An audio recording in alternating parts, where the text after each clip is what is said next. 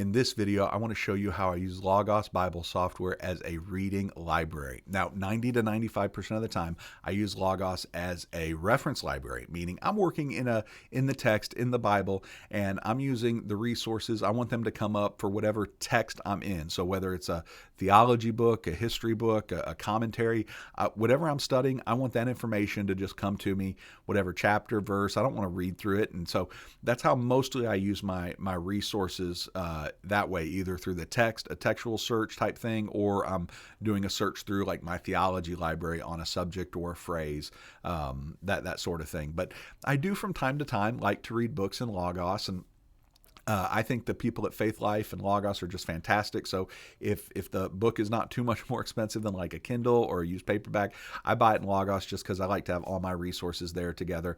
I also don't really care if I ever see another paper bound book again, other than I keep my Bibles because I think my children will maybe want those one day, and I encourage you to do the same. But there's really two systems I found, and either one works. One works better for me than the other. The one that I used to use was I would open up my library, and within the library, I would create tags for reading lists. So, it doesn't matter what it is, but you're going to want to create a tag. And to create a tag, you go up to the eye in the circle, right-hand corner, click on the information panel, and then add tag, and I would write the tag currently reading, and then that resource is tagged that way. So when I do a search on my resources, I do my tag : currently reading, and that resource comes up. Well, I would have that. I would have a reading list of books I'm currently reading, and then I'd have a tag for books I'm wanting to read. Well, I don't really want to tag resources like that. I kind of like to keep the tags as almost static as possible. They're long term.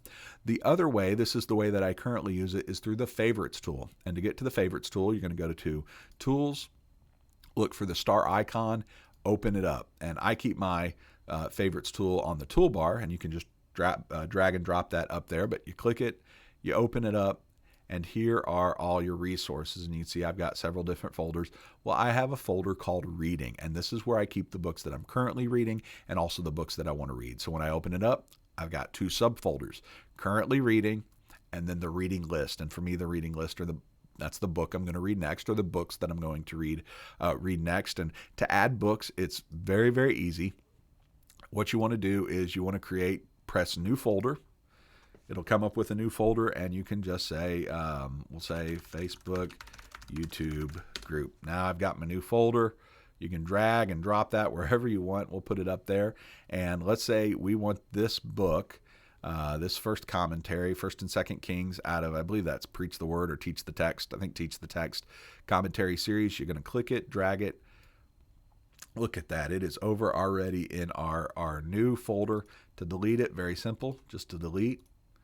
Click delete, and you are good to go. And you can drag this folder anywhere within your Favorites tool. And the beautiful thing about this is that Logos will sync your resources to open up the last place you had it open, assuming you shut down Logos when you're done using it. And sometimes people, they keep Logos just running on multiple machines, and they wonder why the resources don't sync. You need to close down Logos, but I could read a little bit on the desktop, close it down, that resource.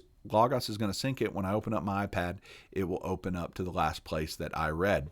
But these are the books that I read. And so you don't have to change these. You don't have to update them or save them in a layout. They will just always be, assuming you're opening and closing resources when you're finished, they'll always be there. So that's the way that I have used my favorites and the tags to remember what I'm reading.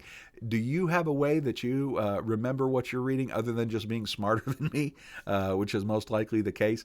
If you've got another way that you use, go ahead and put it in the description, or maybe you want to share how you use the Favorites tool and the tagging resources. And as always, this video is for the Facebook group, the Logos Tips and Tricks group, and just love the shared resources and the wisdom in that group. And if you're watching this on YouTube, I encourage you to go to the link within the description, join that Facebook group, get involved in the conversation. We all love to use Logos Bible software. Well, until next time, God bless.